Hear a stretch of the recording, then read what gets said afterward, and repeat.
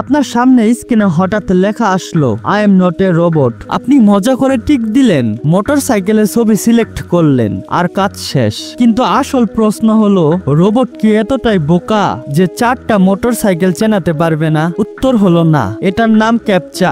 আর এটা শুধু ছবি সিলেক্ট করে আপনাকে মানুষ প্রমাণ করে না। আপনি যখন মাউস নাড়ান, ক্লিক করেন, একটু থেমে আবার নাড়াচাড়া করেন, এই সব কিছুই রেকর্ড হয়। মানুষের নাড়াচাড়া সব সময় অগোছালো, কিন্তু রোবট চলে একদম সোজা লাইনে। এই পার্থক্যটাই ক্যাপচা ধরে ফেলে। আর মোটরসাইকেল বা ট্রাফিক লাইট সিলেক্ট করার পেছনে আছে আরেকটা গোপন কারণ। আপনি আসলে গুগলের এআই কে ছবি চিনতে শেখাচ্ছেন।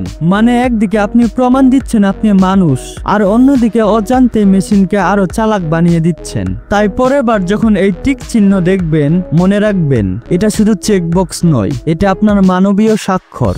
এমন আরো আজব ও মজার তথ্য পেতে চ্যানেলটি সাবস্ক্রাইব করে পাশে থাকুন।